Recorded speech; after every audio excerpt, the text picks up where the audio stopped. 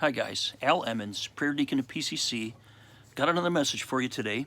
This one's coming from Exodus chapter 15.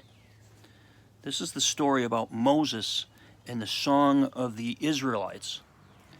Was it actually a prayer? While you're flipping your pages, just a quick thank you to Preston for playing these videos. Here's the background of this story. Within days after leaving Egypt, God directed the Israelites to camp at the shore of the Red Sea. The Egyptian army pursued them, and they became trapped. But then the angel of God leading the Israelites into the desert moved to the rear guard. The pillar of cloud stood between the Israelites and the Egyptians.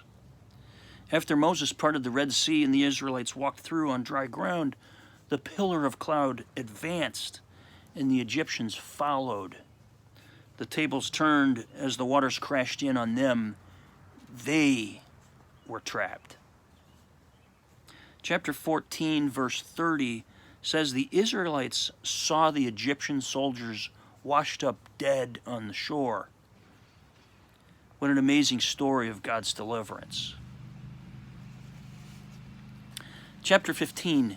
The next day, on the beach of the Red Sea, the Israelites began to grasp exactly what God had done for them. Moses and the people broke into spontaneous song of praise to God.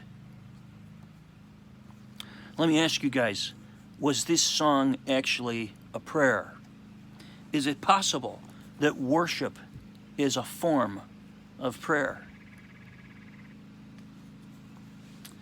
The Israelites did sing this song spontaneously. They did not have a chance to write it down because they didn't know what was going to happen at the Red Sea. They sang their song to God. Look at the lyrics. I will sing to the Lord, for he is highly exalted. In the greatness of your majesty, you threw down those who opposed you. Guys, isn't that what prayer really is all about? Talking straight from our hearts to God.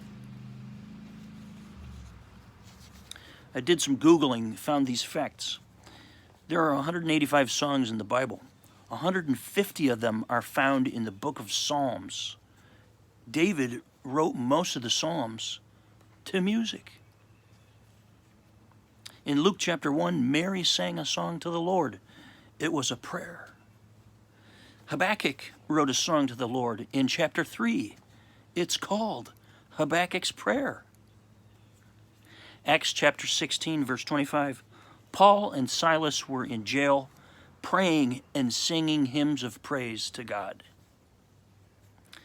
Many of the songs in the Bible are actually prayers. The fact is, worship is prayer with music.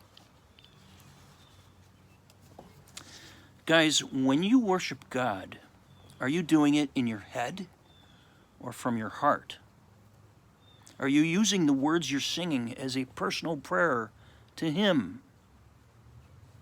Consider what Jesus said in John 4, chapter 4, verse 24. God is spirit, and those who worship Him must worship in spirit and truth. The next time you're worshiping, close your eyes. Sing the same notes, but make up your own words. Sing to God from your heart. Sing something new you haven't sang to Him before. Got some questions for you guys.